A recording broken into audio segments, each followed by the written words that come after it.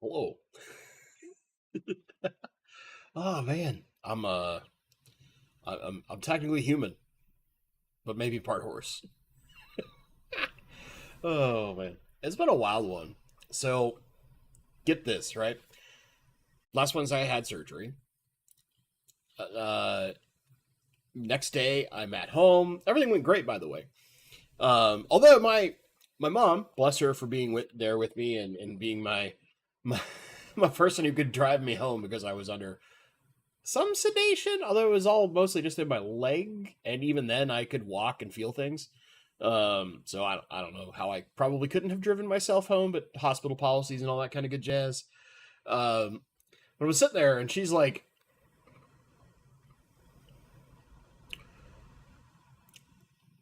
"Are you on any medications for your blood pressure?" I'm like, "Yeah." They auto prescribed it with something else because that raises blood pressure, but I've never really tested that high. And she's like, "Yeah, part of your blood pressure is way too low. Talk to your doctor." My mom just like, "That's not right. Stop that."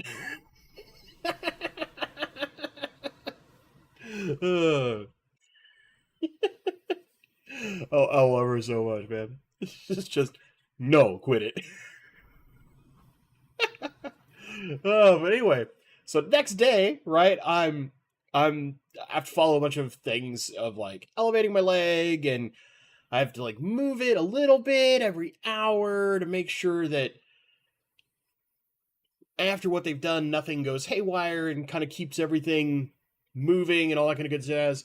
And whatever like summer gunk has been going around, cold, flu, really doubt it was COVID because of how quick it came and went. But I was like immediately sick, and that basically through my whole weekend was just like me being miserable on decongestants and as much water basically as I could drink without feeling miserable. And then now, of course, the rest of my house is sick. It's how it is, right? It's how it is. But otherwise, doing pretty well. Uh, Legs feeling good. I have a follow up tomorrow. They basically just to make sure that like with the work they did because it is in my vein, that there's no unexpected clotting. We're gonna start this one out with barks. You're gonna start barking. Really? You're gonna start? Can we not? Can we not? How about you just come here? The people would love to see you. Come here. Huff. If you do that, Huff, that means you're gonna bark more. She's looking at me so confused because I'm immediately calling her out for barking. You were just laying at my feet, calm as can be. There's nothing in the neighbor's backyard, you silly dog. Shantoto says hi, everyone. One of these days, I will have a stream set up where she can't see something to bark at. It'll be glorious. But we'll get like doggo cam so you can just see her curled up in a ball as she's like harumphed at the fact that she's not getting all the attention she wants. Now you're back at my feet. Come here. Come here. Let me at least pet you some. No, you won't. Bob. You're probably right, Bob. You're probably right.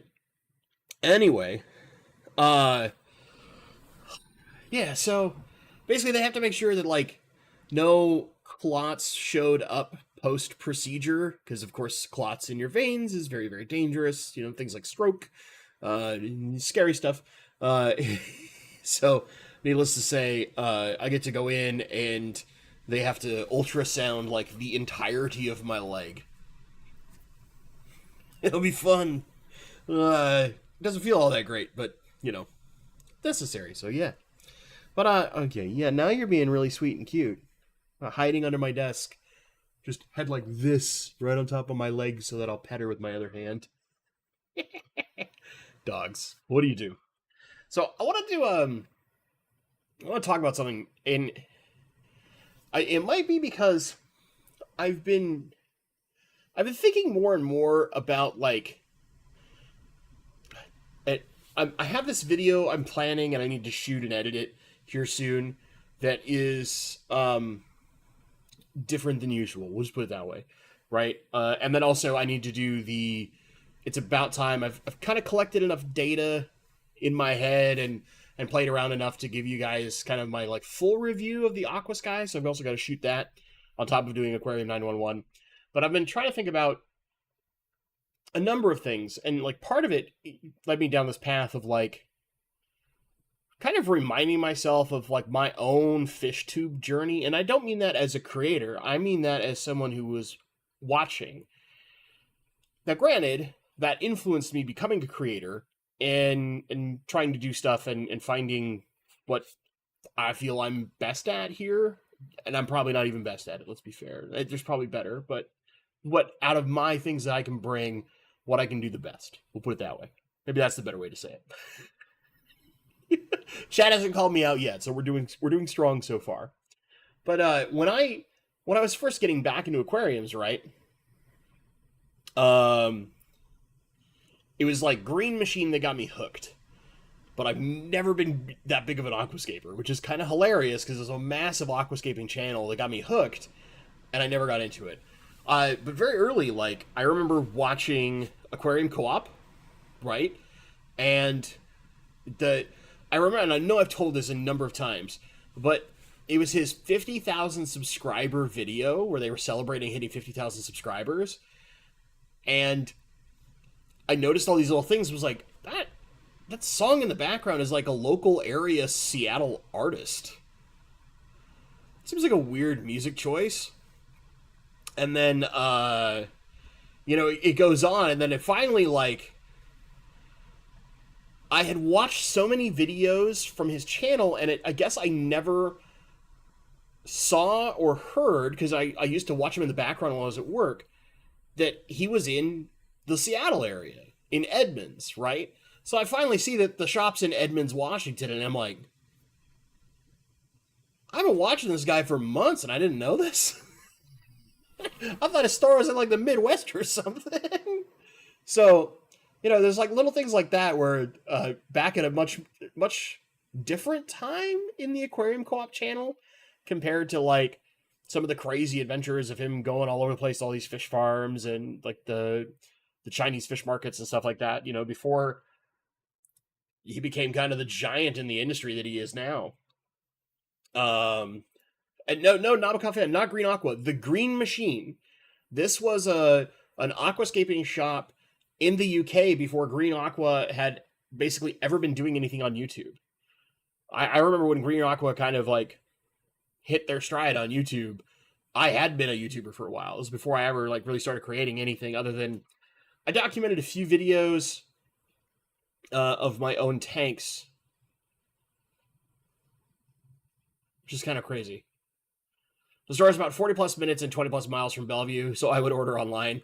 However, orders take forever, so I drive there if I need something. Yeah, and that was the thing. Like, for the longest time, Co-op was my dedicated local store. And I didn't care that it took me like an hour to drive there. Because traffic sucks. It shouldn't take an hour, but it does because Seattle traffic. And that's on the weekends, going early. Like, I would go right around when the store would open most of the time. But like the first person who got me to like interested in creating any level of video, and it was to enter a contest, was a tiny channel called Baron Tropicals. And Baron is this super awesome guy in Texas, just really nice dude, and I just kind of like liked his vibe, and I started going like, okay, I want to find more small creators, because like I watched things like Flip Aquatics. Because of Co-op, I got in, like, watched Bob Steenfott, of course. And then, I met through my club, Fishtuber, formerly The Secret History Living Inside Your Aquarium, Alex Williamson. And, it was basically a video from him that really pushed me to do like more on the YouTube side and kind of become a more dedicated creator, as opposed to just like some wacko who occasionally films some of the stuff he's got at his house and just has a lot of tanks full of mostly rainbow fish. But as I kind of like got deeper into my hobby and especially really got into plants, I didn't watch plant channels all that much. Like the closest I would get would be somebody like say Lucas Bretz or some of the European guys like George Farmer and Yuri's, but they were more like, especially George Farmer, Yuri's, they were more aquascaping side, where I'm very much, as you guys well know, like I just kind of plant things and let them do whatever they want, as opposed to being a more high level aquascape. I'm like the lowest tier level of aquascape because it's just not my, I guess it's not my natural skill set. Like I like making stuff look good, but I really just like letting nature do its thing. And that's, I got more and more into that, especially with rainbows. But yeah. Yeah, it's been 7 years, right? Green Machine had 250,000 subscribers before Corey ever had 50,000. Keep that in mind. But I think what happened is they ended up closing the shop, and when they closed the shop, they just stopped. They stopped making content and all that kind of stuff. So, yeah, I don't know. Hopefully YouTube's playing nice, because I see my like YouTube studio preview freaking out over here where everything looks right over here in my broadcast software. So you guys let me know if something goes weird. But I started gravitating toward smaller creators who had a lot of fish rooms. So like, and this sucks. So I'm going to go through this, and every one of these people has stopped making content, right? Tom from TM Aquatics, no longer doing content. No longer doing fish at all. He's like stopped doing fish. And that's just a matter of some stuff going on in his life. And I totally respect that, right? Tom's an awesome guy. I've talked to him several times outside of in the comment section. Like we've talked to each other. I think we were using like Facebook at one point. And we were just babbling back and forth a few times every once in a while. Jadron Aquatics, which he stopped for a different reason, but I won't get into that because that might be me getting too bitchy. Maybe we have to send that for a member rant video. But, you know, he did lots of guppies and was very much between his print business where he's making the stickers. If you had a fish channel, you could get free stickers of your logo from Jadron Aquatics. And I just thought that was like such a really cool and nice thing to do, right? For all us small creators who would like, there's no way most of us could like legitimately afford any level of merch. And here's a guy who's going to give you a big thing of free stickers that you could give away. It was just really cool. And plus he did lots of guppies, and I like guppies. I just don't keep a lot of them. I really kind of was very focused on getting just one guppy. And now that I have it, I've kept it for years and years, and I love them to death to this day. I'm forgetting one other. There's another one who was a very similar, like, pigeonholed kind of into, I do this kind of thing. Before I started, like, getting deeper into being a creator on that side. But, and then, like, Mike from Fish Tank Barn. I love Mike. Thankfully, he still does content because I think he's a really good person who's really into live bears, especially Godeids, which are just, they're cool fish. They just look weird to a lot of people, and I get that's why people don't get into them, but they're such interesting fish, and they're, effectively speaking, completely extinct in the wild. And then, of course, there were some like the legends of the hobby that you would see in interviews, and at any time I could find a video with Gary Lang, Greg Sage, I would watch it, because I both those guys, super entertaining. Gary's going to be here this weekend for my club. I am stoked because that guy is like part of the reason why I am as obsessed with rainbow fish as I am. And I just love hanging out with him because he's fun. Although I gotta kind of like tone it down. I was trying to do more. Like originally, my club was asking me if he could come over to my house and tour what is left of my current fish tanks, because I don't have nearly as many as I did years ago. But now with my whole house sick, I don't want to risk getting anybody sick, so reminds me I have to message the member of my club who's reaching out to me like, hey, sorry for taking a while. I've been working a bunch and surgery, but everyone in my house is sick. I don't want to get anybody sick. It sucks. Solid Gold Aquatics. Yeah, so Jenny from Solid Gold, I didn't watch her very much. And let me explain why.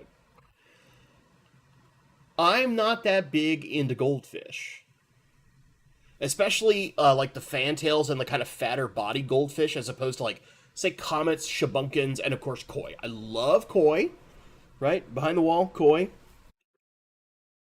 It's thing my mom did for me because she's wonderful. I grew up with koi. I've loved koi, but she did more of like the big kind of dopey looking goldfish, as I like to lovingly call them. I don't mean it as an insult. It's like when you see the the kind of ugly cute pet, like think like pugs or Shar-Peis when it comes to dogs, where you're just like, I don't know why, but you are very cute. Those are some ones. The Dave. I don't know if I know that guy. I feel like I should, but I'm just gonna look him up now.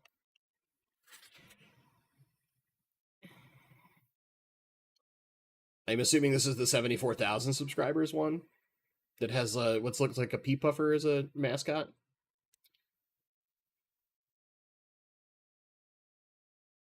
Okay, yeah. I kind of recognize some of the fish he's keeping, but I don't think I've watched his channel in depth. But so basically, I transitioned from a couple of bigger channels to a lot of like smaller creators that were more niche on what they did.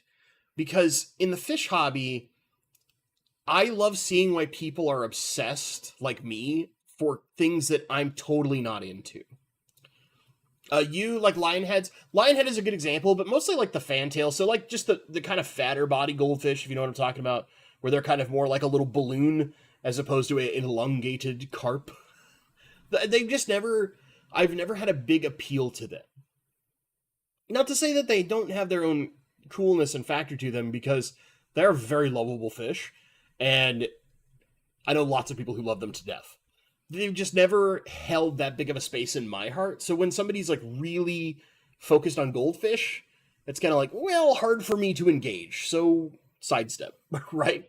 But she, as a person, from everything I've heard, very nice. What credit I've watched, or whatever content I've watched was good.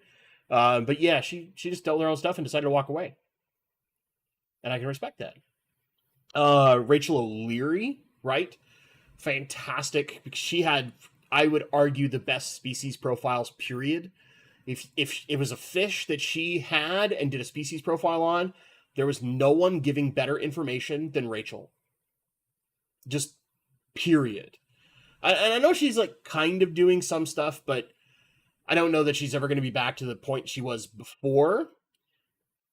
Michael's Fish Room, yeah, like Michael's Fish Room. I have a certain, like, how to put this, respect for Michael. He kind of built a partial brand with like his like fish nerd rants, and I love that stuff. Right? It's it was something I always found funny, but there are plenty of times where I disagreed with him, and I would just like keep quiet in the comment section and just let him do his thing. You know. But I've been lucky enough to meet him in person. He's wonderful to talk to, and he's definitely got that like character, shall we say, to who he is. Like he's no nonsense. He's gonna tell it like it is. He's not gonna BS you.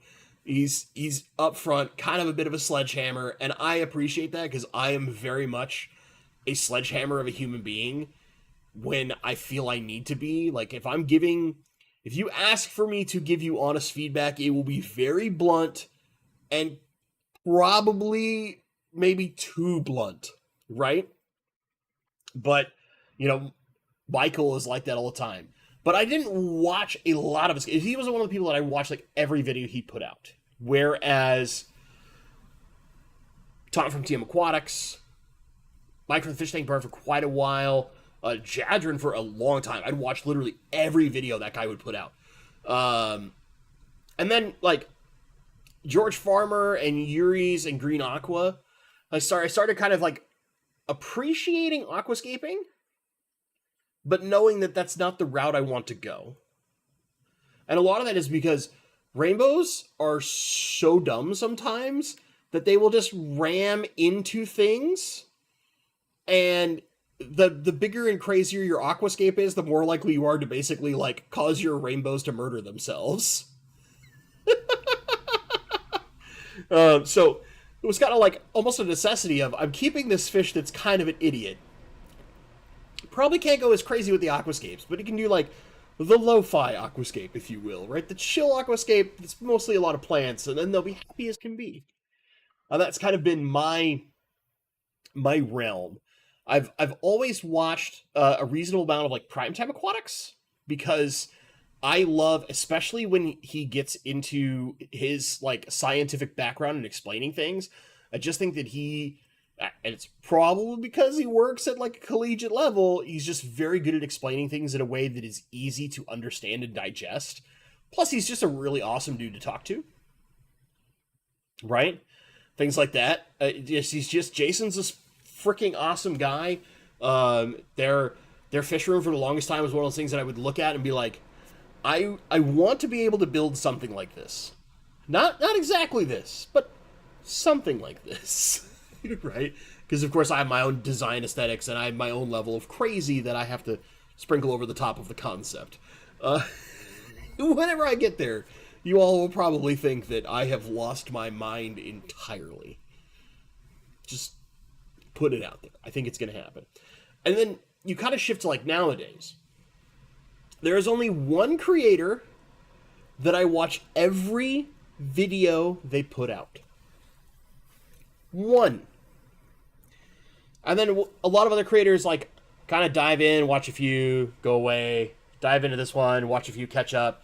I haven't watched Mike from the Fish Tank Barn in like 6 months. I better go watch at least 2-3 videos, right? Because I love Mike to death. And talking about Tom from TM Aquatics, he should post more. He has no more fish. He's done. He sold all of his fish, all of his tanks. They're all gone.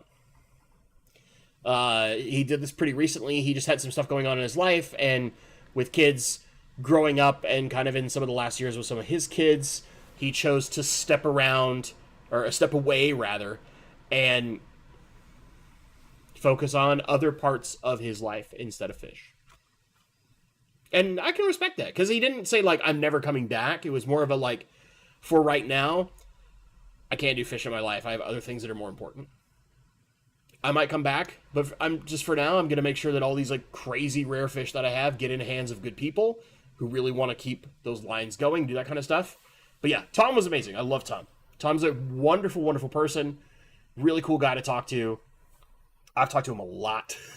A lot. But yeah. So like now, there's kind of one person I watch constantly. Is that DIY guy still around? Which DIY guy? Do you mean like Joel Corvus Oskin? Because he did a lot of DIY stuff. And he still keeps fish, but he doesn't really do a lot of fish-related content anymore. He's kind of shifted toward more, I guess, like political stuff. Oh, the king of DIY? No, he doesn't DIY shit.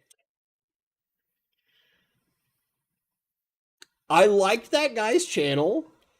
And it's funny because I watched all his old content. I never watched his new content because all his new content was boring. It felt more, it was like, look how much money I have. Woo, I buy this big expensive fish and then kill it because I'm a dumbass and don't keep them correctly. Come at me, bro. Come on, musclehead. I ain't scared of you. Your bald ass. It's just his old content, and here's the thing that, like, now we'll fish. You got me on rant time. You did it. Congratulations. Fish the Keeping, new winner of creating a Bentley rant. This is also partially Bob Purcell. He talks and talks and talks about his book. His book. His book. His book. Bro, every part of his book is just known knowledge on the internet if you go hunt it down. All he did was find all the DIY projects from all the other people who actually knew their and compiled it and sold it as if it was his information. Nothing original. No spin. Nothing. I know a guy, I'm gonna say this now, alright? I know a guy, he's basically not on the internet at all. Oh, don't get me started with that BS with Alex, man. I had that downloaded for a long time because at the time, now Alex is doing phenomenally well with his channel and all that kind of stuff. Now he certainly doesn't need my help, right? But at the time, from a perspective of my professional career, I had access to a bunch of legal people that I was willing to help Alex with, and I kept that as evidence to show, like, it's very clear he's agreeing to the interview right at the very start.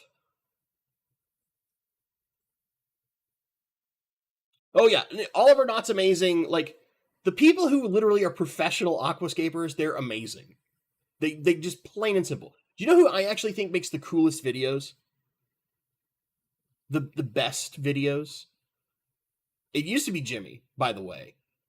Jimmy, especially when he was working for Corey and he was like really creating some incredible content, there was no one who made a better video than Jimmy. No one. Jimmy's talent, his capability to storytell, and his ability to, more importantly, and I want to trust you, Nabokov fan, that Dave is awesome. Below Water is great. Do not get me wrong. He has phenomenal footage. But here's the thing. And Green Aqua, they used to work in television. Of course they're going to make good content. But here's the thing. Here's the thing. Go watch some of Jimmy's old videos. In fact, I will give you one. I hope it's still on his channel. I will find this dang thing. Now it's called Aquarium Builders. You're just putting me off on tangent of death, but I'm with you, chat, and we're gonna go on this journey together. All right. I have to find some of his old videos, but he did this video with a guy who used to be doing a bit of content that was local to me. It was a friend of mine who kept discus as one of his primary fish, but kept a lot of things. Boom, this video right here. Just let me get the link. That's the one I want. Thank you, YouTube.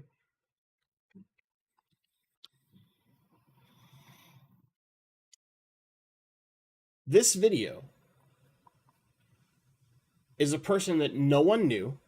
He had a tiny YouTube channel. But the storytelling, the way that Jimmy would intersperse interview, fish room tour, and shots is something that to this day I aspire to be able to do well. Because deep down, if I could do things the way in my head, I want to do them,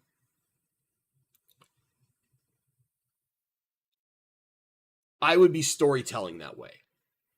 I love telling stories.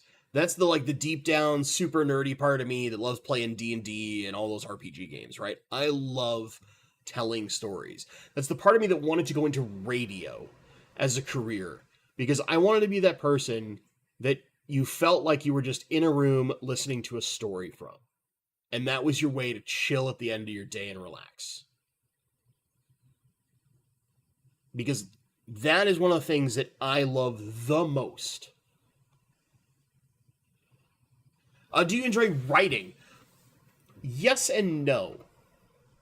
I like writing certain things, but as an example, writing, say, scripted content, not so much. But writing, creative writing, yes. Part of why my wife loves me as much as she did when we were first dating is because I told her I had written a bunch of, fiction stories surrounding a game I played.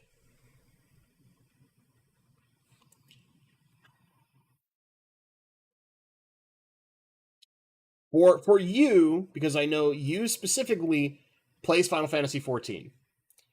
If you knew how to dig hard enough, on the lodestone of Final Fantasy XIV, in the character blog, so you'd have to know my character's name, you could find an army of stories, short stories, that are a series, basically, that I wrote for fun with a bunch of other people that I played with. If you really want to dig. I wrote them. I'm gonna tell you, I wrote them while I was at work. It was when I worked at doing a lot of automation. So we'd have these like huge periods of downtime where I basically just had to like make sure that nothing exploded. And then it would be like a ton of work in the morning and a ton of work in the afternoon. And there'd be this kind of like dead window. And I would take that time, I'd write like guides, how to play the game, stories, all sorts of crazy stuff. So yeah, I do like creative writing. It's fun. Um, it was just part of how I filled my time, right? Craig, what's up, buddy? But Jimmy, I think to this day is the best storyteller the fish world's probably ever going to see. And the content he's been building with like Fritz Aquatics and things like that have slowly gotten away from that. But that guy was a miracle worker. If anytime we're going to talk about who made the best videos when it comes to cinematography and things like that, I don't think anybody can beat Jimmy. And yes, Nabokov fan, that's a great. It's tear jerking. I watched that again, like I think 6 months ago, because it randomly showed back up in my feed where Corey is talking about his first Mabu Puffer Hank, and it's like it's so simple at a basic approach level, right? But Jimmy has such an incredible talent that he can make that simple thing one of the most engaging and hooking storytelling things, and you hear the pain in Corey's voice, right? It's just impressive. And not every other thing was something a little different.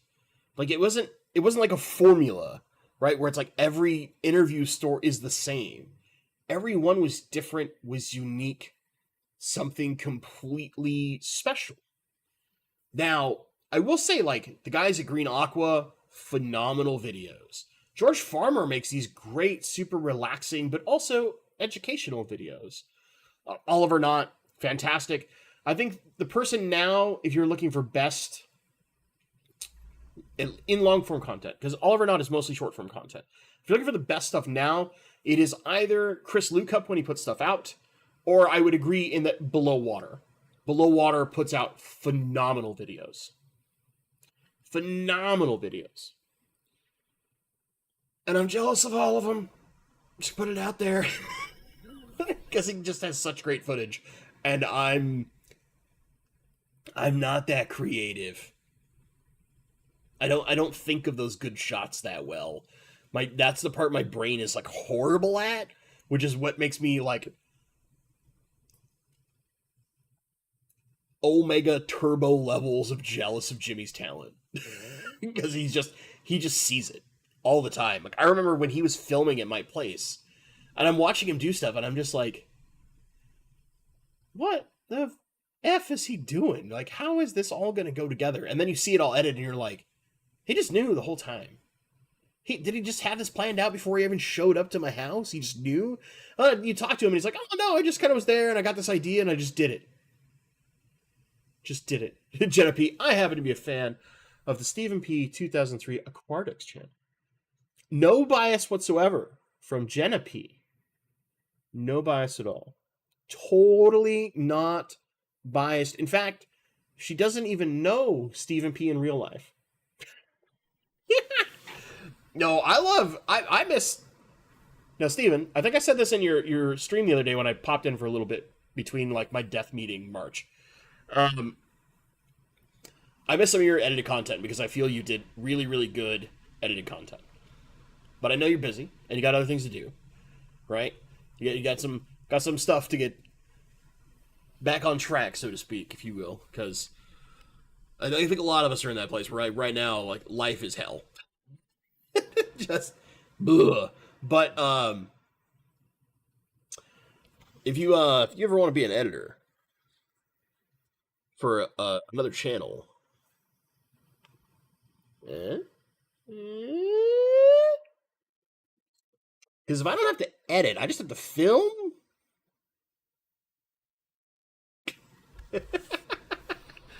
Oh Lord!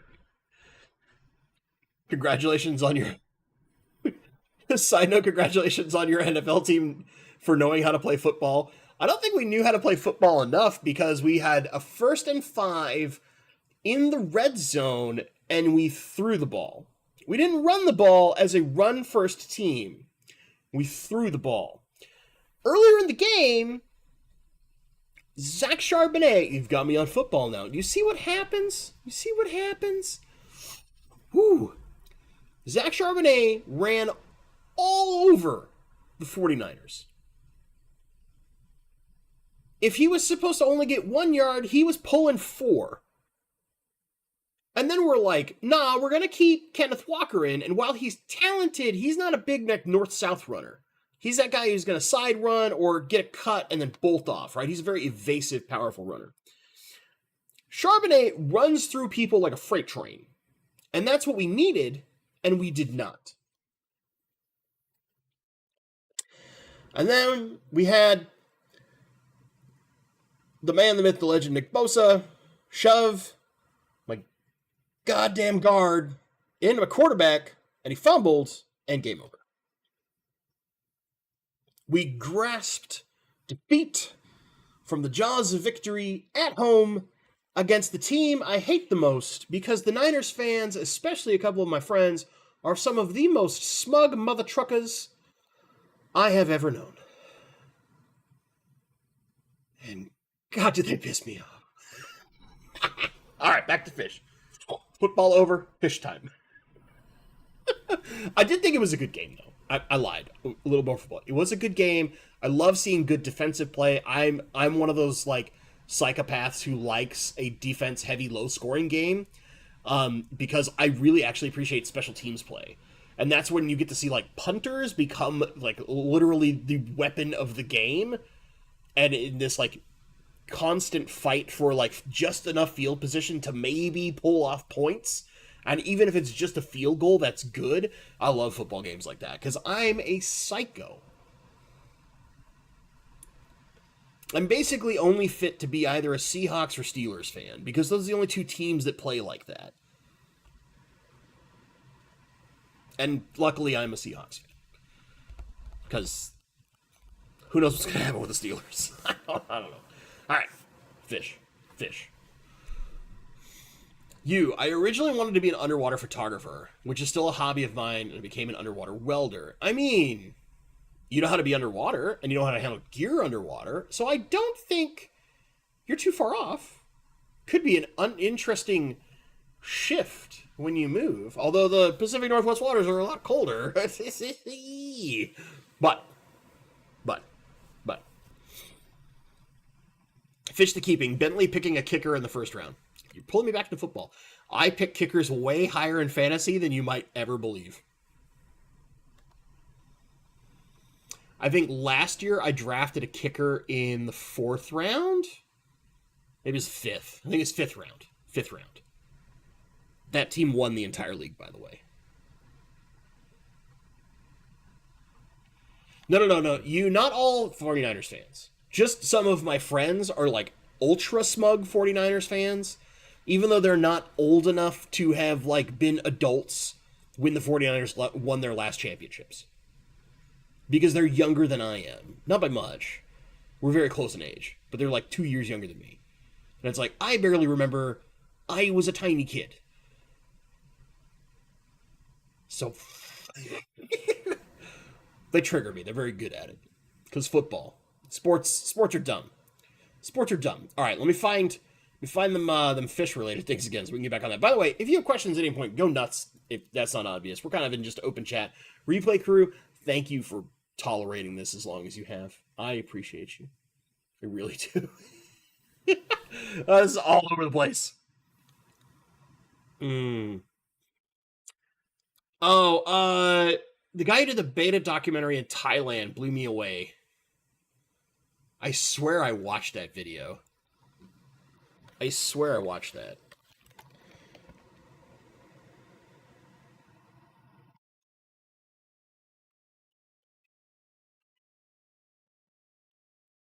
I'll find it. Oh, Rodrigo Silva. Yeah. Yeah. That is really well done. But Rodrigo is one of those people who like tours fish clubs and gives talks and all that kind of stuff. Very, very wonderful, wonderful man, by the way. But yeah, no, phenomenal. And eventually, like, I did watch a lot of other small creators, and I never got back to this. But the one creator who I watch every video of right now, Aquarium Domain. I try to live vicariously through his capability to build the type of tanks I can only dream of owning one of, and then they end up being like his small tank. And he's like, yeah, 1,200 gallons. I guess we get a 3 or 4 of those. They're a little small, though. What about this 4,500 gallon thing here? What if we do another like 12-foot long tank over here? It's like, I want it. I want it so bad. Oh, Lord. Uh, Stephen P., I was the editor for Dan's Fish Channel for a while. I'm aware. It burned me out because I wasn't my own content. I'm not someone who can make passions my job. Yeah. I just put it this way. You do good editing work, and really one of the things I've been thinking about, and part of what actually put me on this topic as a video, is I've been trying to figure out where it's possible for me, because one of the problems I have, right? I have lots of Aquarium 911 requests. And I can film like 2, maybe 3 at a time, but then I can really only like get 1 edited a week right now, just because all the stuff's going on. I'm hoping, now that we're getting into fall, and maybe some things will calm down at my work, I can do like 2 a week, but we'll see how the heck my schedule ends up. But if I had like someone editing for me, then it becomes easier, right? Because now I'm only worried about filming content, and editing can go off. And not that my edits take super long, but I am not the best editor, so it takes me longer to get what I'm building now, whereas someone who is just better at editing than I am will do it in like a third the time, probably. But that's the other thing. Like, so a similar example for you, Stephen P., is I know from talking to some people, certain editors of other channels got burned out because they were not given any creative control.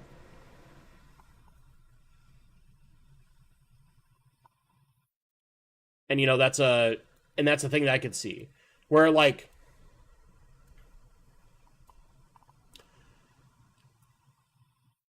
my end goal, if I really got to a point of where I could have an editor, would be, here is what I'm filming. Tell me what you want shot. Edit however the hell you want. Right?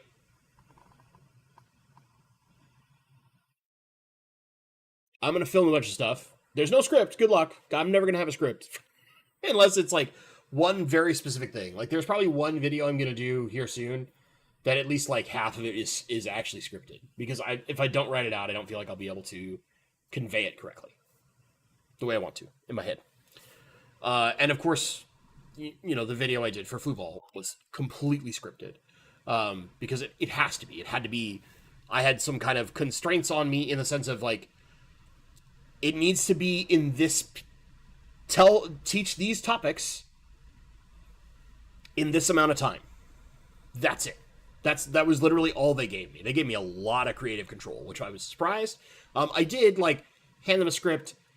They asked for like, they were like, oh, can we add like this one little thing? Because we just think it's an important thing and we kind of like forgot it in our first list. I'm like, yeah, I can tie that in right here, and send them a script back. And they're like, cool, do whatever you want. They were really, really cool about that. So it's part of the only reason I ever did that video with them. But yeah. It's, I can totally understand that if you don't have any level of creative control whatsoever, if you don't get to tell a story the way you would want to, right? Because every video is a story in some way, shape, or form. It loses the fun factor. Because, like, I build my content, I know what I'm doing. I'm just not that great at editing. Like, I'm never going to be a Jimmy level editor. I just know that. I have tried to do some fancier stuff, and it never comes out very well. And then I end up having to, like, try to scrap half that part. But yeah.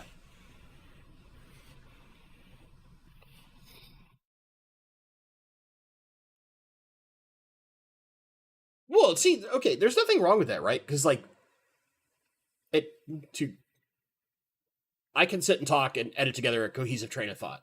But that's just a matter of I've like publicly spoken for years, right? And it just comes naturally to me. Whereas like some people aren't good at doing that, but they know what they want to do. So it's easier to like say like your case where you do a lot of voiceovers using a script, but it comes out clean and good, right?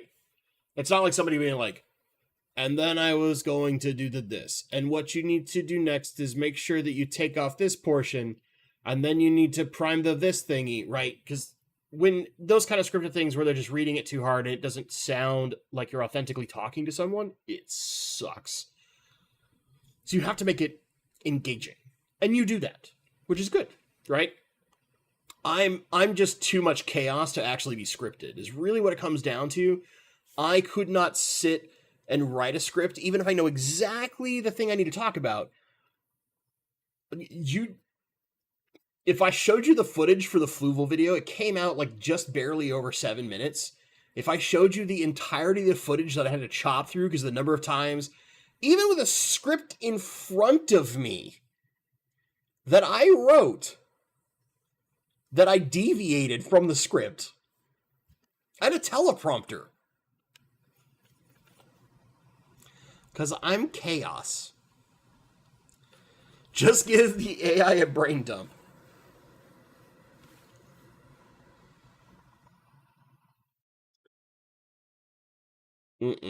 I've seen AI scripts. They suck. You have to do so much editing. Yeah, so bullet points prompt you. That's a lot of what I do. I tend to have a couple of things that I tend to want, and I'll bullet point them somewhere. Like, usually I'll have a list of things I want to cover on my phone in bullets, just so that I don't miss something I want to cover. And even sometimes I screw that up. But and then I'm freeform off those bullet points. Paul, how are you feeling? I'm feeling fine. Feeling fine. Got sick over the weekend.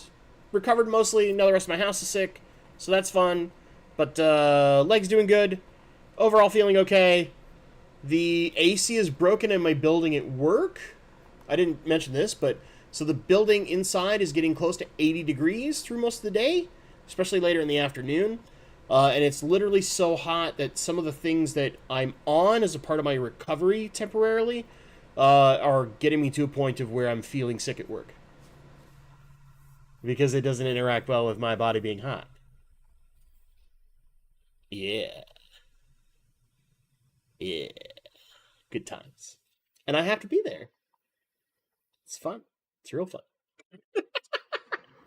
But anyway, overall doing very, very good. Or at least that's what I want to tell myself. No one shows their tanks anymore on YouTube.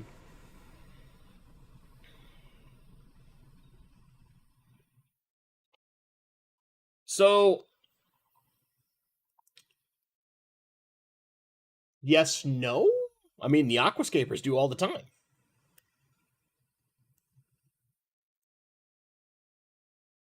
And depending on what I'm trying to film will depend on whether or not I'm interspersing tank stuff. But, like, not everybody's communication style is best done where all you look at is a tank. You have people like me who talk with our hands a lot, and we're very emotive. We tend to try to intersperse things where it's appropriate and where we feel it's appropriate. And if you don't like that, you don't watch it, right? I mean, that's the thing. You want to watch just like purely fish tanks? There's tons of stuff out there. There's lots of people going to like fish stores, aquascaping stuff, just showing off the new fish they bought. You're going to see lots of fish content doing that. It's constant. But you don't always connect with a lesson if all you're looking at is a fish tank. I hope that makes sense. Like, sometimes it is easier to absorb information, even through video, when you're looking into the face of the person who's talking. Because it kind of forces you to focus more on what's being said, as opposed to the visuals inside the tank. Because I don't know about you, but like when I'm watching a video where I'm watching a tank specifically, parts of my brain turn out and they're just like, boop. I'm not paying attention to the speaker that much. I'm just watching fish. I'm looking at plants. I'm looking at an aquascape. I'm looking at this.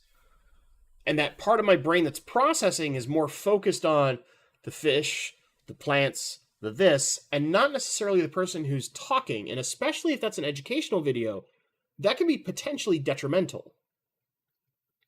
But if somebody is, say, a barking dog at a window, are you done? It's the kids next door. You dope. Come on. Thank you.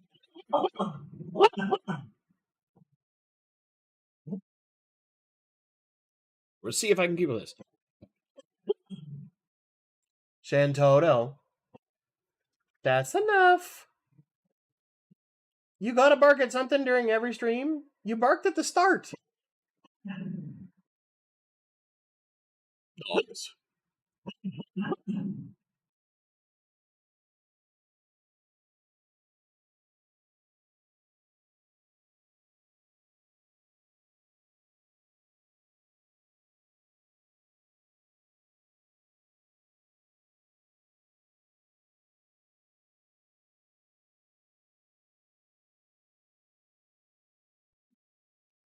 Like, talk her down from the rage state.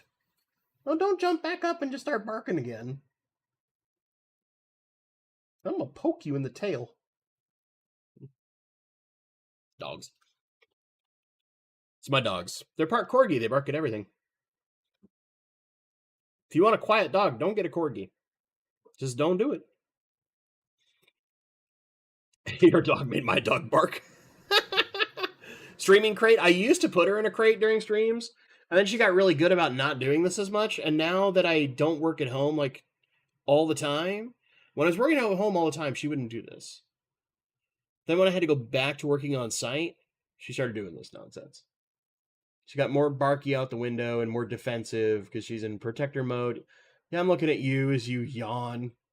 So disinterested. But you definitely like the fact that I'm staring at you talking in your direction, even if I'm not talking to you, per se. Dogs.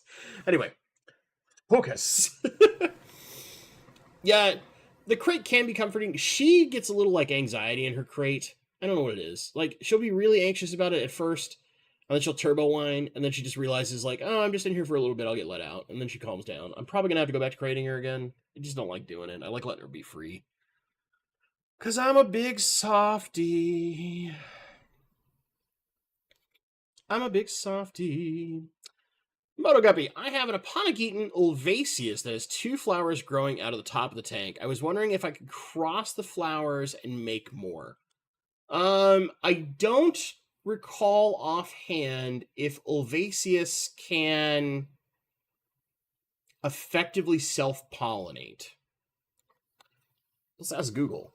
Can Aponogeton ulvaceus self-pollinate?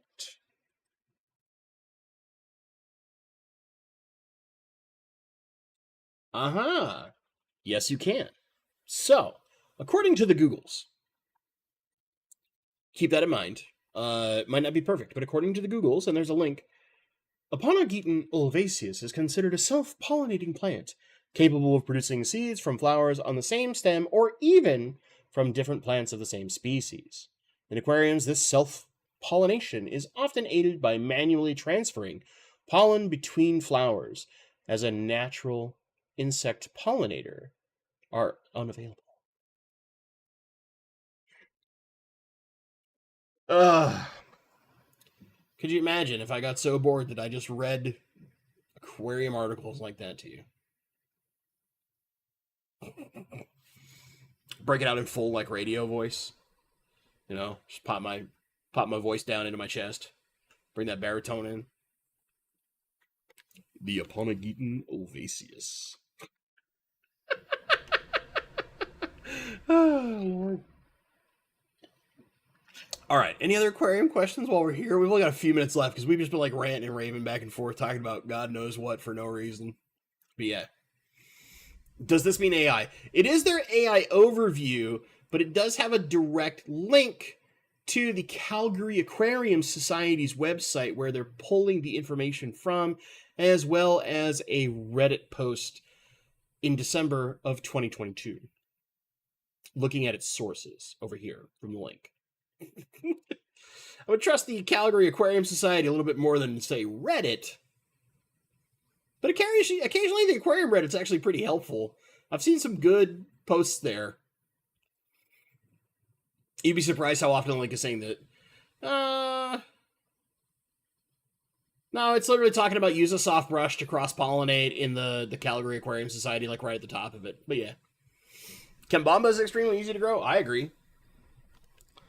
But I have like nothing in my water, and all plants tend to love my water. What is the next thing in your fish room happening? Okay. So my last... Oh, this is a good one. My last of my Leopoldi angelfish just passed away. Which they were all fairly old. I've had them for quite a while. 7.5 years, I think. That's about how old the oldest one was, right when he passed. So right now that tank is full of some excess plants. So I'm thinking out a bunch of plants. I'm basically going to kind of rebuild that tank from the ground up a little bit. It's got some plecos and a few other things in it that are all assistant fish. They're not like your key fish. So something else will probably go in there. I haven't decided quite what yet. So I'm going to try and get that. I need to, me and the wife, while the weather is cooling off, and especially once we're not sick anymore, we need to do the aquascaping for her tank because I want to get that thing rolling because it's sat way longer than I ever wanted. And I have to go buy more rosy barbs because they're going into a bigger tank and I want to have a nice big group. Also, you guys saw when I showed you that short, you know, there's all sorts of froze of blackbeard algae in that thing, and that needs to be brought back into a little bit of control. So rosy barbs will help me with that. Eat a bunch of that stuff. All that kind of good jam, you know. And then I need to source... I think I have a good source local for Aves Creek, Bozeman. And that's what's going in the former Guppy Mansion. Which, like, the Guppy breeding tank is going, like, hog wild. So I definitely need the wife's tank up so that we can transfer some of the guppies over there as they start growing out, because otherwise that 40 is going to get way overpopulated. I did talk to Jason over at Redfish Bluefish. So once I have enough pairs to get to him, he'll be back to carrying my guppies and selling them online. So for those who've been trying to find a way to get them, they'll be available again. It's just a matter of me getting them to size and color that is sellable and looks good and all those kind of good things, right? We've been kind of working on them again. Good stuff. So there's that. And then the other thing, I think, because I saw a comment on speaking of the Anubius video from this weekend, Anna Banana, thank you very much, talking about that. I'll get to your comment in just a half sec. Apparently, some of the like the Stiphodon gobies, like the neon blues, are like really good at eating certain surface algae. And so I'm actually kind of curious to try them in brother-in-law James's tank. Just despite the fact that the algae is not hitting the plants, it's all over some of the rocks, and I think it might be cool to keep a couple of them in there and let them have that as a food source because it is growing so well in there. So yeah, some thoughts, some ideas, things I'm looking into. And then I need to completely basically rebuild the tank that the dojo loaches are in while keeping all the fish in it. I kind of want to put a minor aquascape in there and clean up all the plants. I don't know that I'm going to put like a lot of rock or anything crazy in there, but I just want to freshen it up, so to speak, because this has become like a giant like Java fern graveyard almost, and I just want it to be a little more appealing. And then I've been making more room inside of it because it got way overgrown, to give the dojo loaches more room to swim around. So yeah, that's been some of the stuff I'm working on. I'm probably going to... I'm giving some of my Wobbin Mooster Plecos away to Alyssa Bentley, for those who've seen her in chat regularly, because she's like, I want to breed some Wobbins, and I'm like, you can just have some of mine. I don't care. I'd like to see more and more of those around, so take mine, and if they'll breed, they'll breed. And if not, we'll figure that out, because I know people that have really good ones. So there's that. But yeah, I'm probably just going to give her a group of mine, because she's a wizard of them, and I'm not. You know how it is. You know how it is. All right, Anna. I love the last 911 about the Anubius. I am facing this issue myself with Anubius that are on driftwood closer to the top of my 75 gallon. The difference is that I have an army of Neorites, Amanos, Autos, Mystery Snails in that tank. So my guess would just be, because they're toward the top, they're just getting way too much light. If that makes sense. And likely because they're getting too much light, they're building up that extra algae. Another fun channel of the olden days, the dude that did all the stuff for BRS and Big Owls. Yeah, the guy who was doing all the stuff for Big Owls is really... I liked his content. He was, like, really entertaining. He was really good. He's a really good on-camera person. You didn't know I was here, but I was here. Being sneaky. I know you lurk a lot, but yeah. We need to talk soon so that I can get you a bunch of Wobbin Boosters. Because I have a tank full of them, and I might want to break that tank down. I've got a 30-gallon breeder that's under my 75-gallon long, and I kind of want to break that down so that I can do some other adjustments to that tank. It's either that or take the ones that are in my 40-gallon breeder that used to have the Angels and get them out and get them to use, so that you have a group. But I think the ones that are in the 30-gallon breeder are the more likely to breed, and thus probably the best ones to put into your hands. We'll talk. I'll be at the meeting this weekend, so yeah. But what if I want to give you 2 boys and 2 girls? Or 2 boys and 3 girls? What if I want to make sure there's a slightly higher chance of things happening? I'm just saying. Although I know the boy that was usually the dominant male in the tank, who was always the ones who kicked his clutch out every time, which is why I didn't have really great success at getting babies, because he'd kick them out all the damn time as soon as he got them. Or it was either that or the other female going and kick him out. I'm not really sure which was happening, but he was a bad dad. That's all I'm saying. Bad dad. Bad dad. I'm hanging the light next weekend to rise more. It's already at 5 inches up, but I will also try to tape some of the LEDs to darken the area specifically. The other thing you can try and look into, and this is kind of a weird sneaky trick, is I don't know how your lids are set up, Anna, but if you have the ability to get some immersed growth coming off the top, right? So you could get some plants that only need their roots in and create something coming out of your tank that shades them. And by providing that shade, they can still stay high up, but not encounter as much light, and thus have some protection. It's kind of an alternative. It depends on how your tank's set up. If you really want to, you could ship me some photos, but I'm like a month and a half behind. Is like how far behind I'm on Aquarium 911 stuff. So, might not be the fastest approach, but if you really need to, shoot me an email, right? I thought I missed something else. David's Aquatics, not cage related. I think it just doesn't like being cut, and as fast as the system is floating, it gets cut. Talk to other people and have similar experience with it. Oh, I missed something before. Hold on. Red carpeting Kambamba is fairly tough to grow. Kambamba Furcata red one does very good floating, not so good.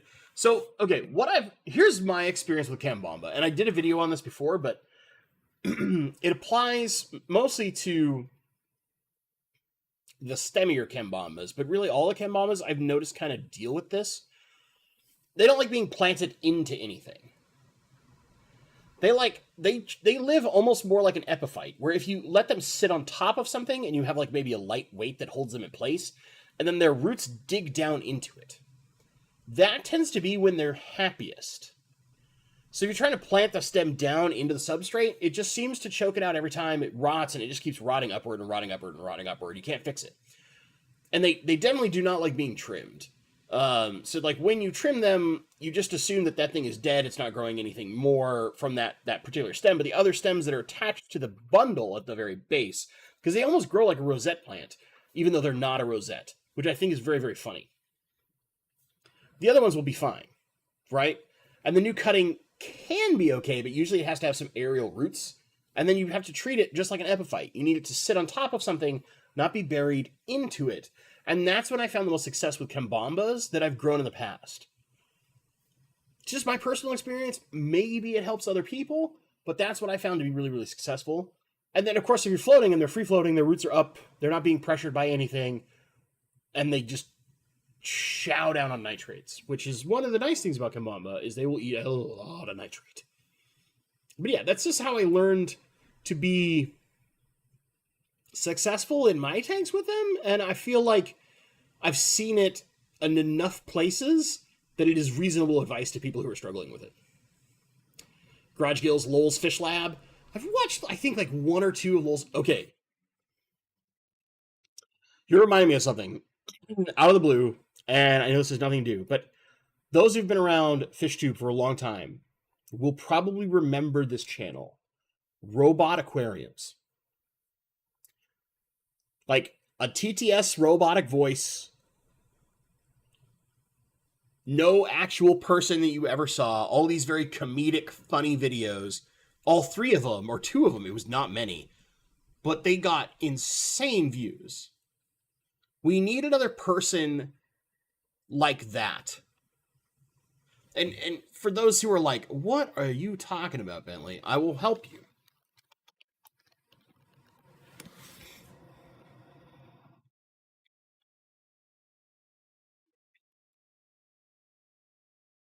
You not even find it easily anymore?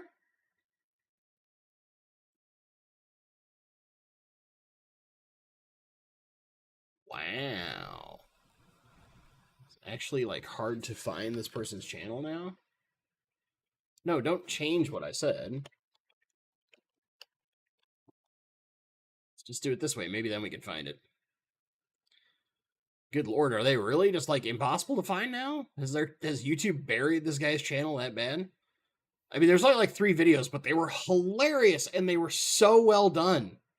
And then like disappeared off the face of the planet. No clue what happened to the creator.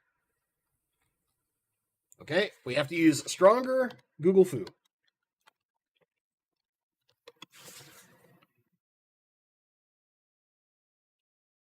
No, not shorts. No. Why do you not let me look for channels when I put the pretext of channel?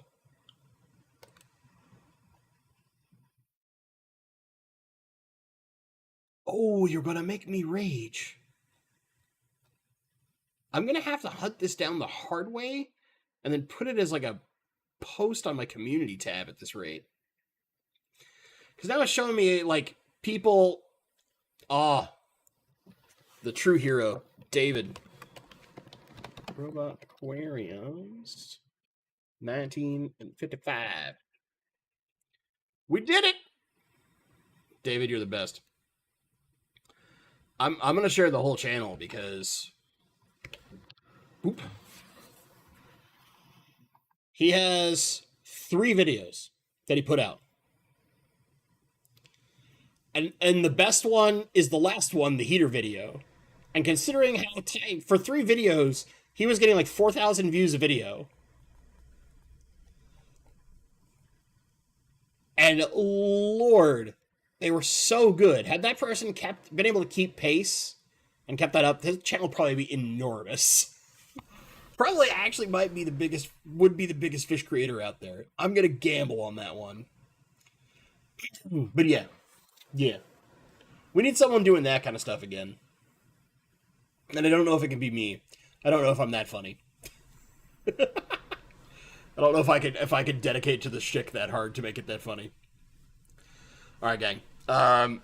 But yeah, so we'll have more Aquarium 911. I've got a couple of non-Aquarium 911s coming. I'm working on them to get them finalized.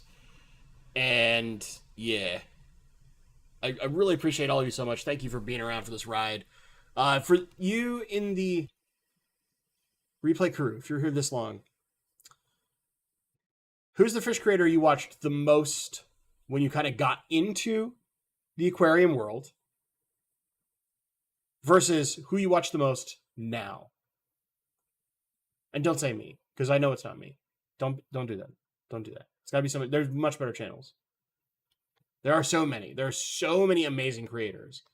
I'm curious to see, like, is there a difference? Are you still just like a diehard fan of a particular person? Lucas Bratz, Aquarium Co-op, that guy in Nova Scotia.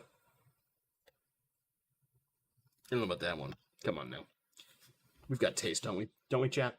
We've got taste. But yeah, or maybe it's like somebody like Bama Bass, right? He's just got his big crazy pond. Um, Caveman Aquatics, like that guy's pretty fun. Tanks for Nothing. Yeah, I mean, there's lots of good ones. There's a ton of good ones that are out there. That maybe you're a Paul Cufaro fan. I don't know. Maybe that floats your boat. Maybe you really love George, formerly Coralfish 12G. I can never pronounce his last name unless I'm literally staring at it. But yeah, there's lots of great creators out there. I'm curious what your journey's been like. As always, my friends, thank you so much for watching, and stay awesome. I try to watch a lot, but I'm getting less and less time on YouTube these days. Aqua Balls. I try though.